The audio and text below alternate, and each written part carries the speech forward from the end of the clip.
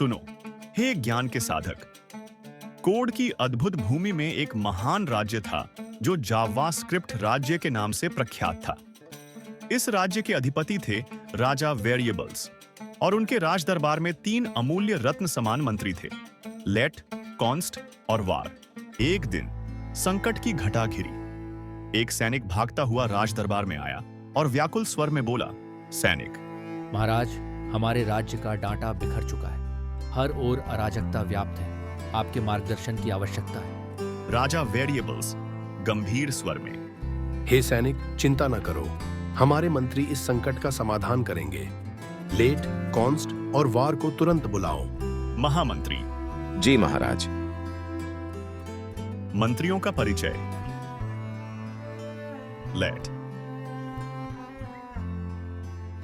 मैं केवल उस स्थान पर कार्य करूंगा जहां मेरी आवश्यकता होगी। महाराज, मैं समझाता हूं। लेट का मतलब है कि यह एक ब्लॉक स्कोप्ड वेरिएबल है। अब यह ब्लॉक स्कोप्ड क्या होता है, इसे समझने के लिए एक उदाहरण देखते हैं। इस कोड में आउटर वेरिएबल को लेट के साथ घोषित किया गया है और यह पूरे फंक्शन के अंदर वैध है। इनर वेरिएबल केवल इफ ब्लॉक के अंदर ही वैध है। अगर आप ब्लॉक के बाहर इनर वेरिएबल को एक्सेस करने की कोशिश करेंगे तो आपको एक रेफरेंस एरर मिलेगी।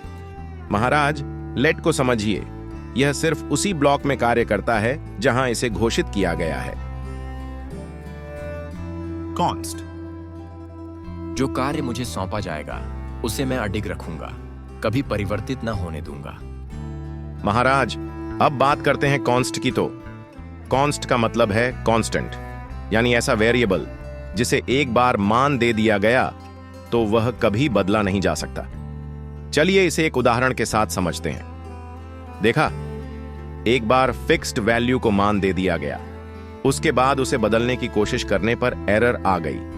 लेकिन याद रखें, अगर कॉन्स्ट के साथ आप एक एरे या ऑब्जेक्ट घोषित करते हैं तो उसके अंदर का डेटा बदला जा सकता है।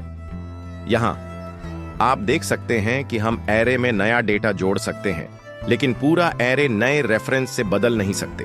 तो कॉन्स्ट का मतलब है जो काम मुझे दिया गया है उसे मैं कभी बदलने नहीं दूंगा, लेकिन अंदर की संरचना को बदलना संभव है। वैर, मैं पुराना हूं किंतु कहीं भी कार्य कर सकता हूं, परंतु मेरा स्वभाव कुछ अस्थिर है।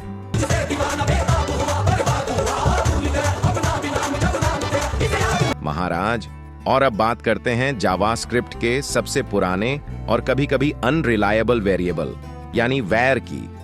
वैर को ब्लॉक स्कोप का ध्यान नहीं रहता। यह फंक्शन स्कोप में काम करता है और इसकी वजह से कई बार कोड में समस्या हो सकती है। चलिए इसे समझते हैं। देखा, हालांकि अनस्टेबल वेरिएबल को इफ ब्लॉक के अंदर घोषित किया गया है, लेकिन यह पूरे फंक्शन के अंदर वैध है। इसे कहते हैं फंक्शन स्कोप। अब एक और समस्या देखिए, जब वैर को ग्लोबल लेवल पर उपयोग किया जाता है। यहां ग्लोबल वेरिएबल को 2 बार परिभाषित किया गया और इसे नई वैल्यू असाइन करने में कोई एरर नहीं आई। यही कारण है कि वैर को संभल कर उपयोग करना चाहिए। महाराज, वैर ने इसलिए कहा, मैं पुराना हूं परंतु अस्थिर हूं, मुझे संभल कर इस्तेमाल करें। राजा वेरिएबल, त्रयः योद्धारः कोडस्य शक्तिमान, लैट सीमितः, कॉन्स्ट स्थिरः महान, वैर प्राचीन च किंतु चंचलः, सर्वे शिक्षयन्ति कोडस्य महत्वम्। ऐसे ही इंटरेस्टिंग वीडियो के लिए सब्सक्राइब करें।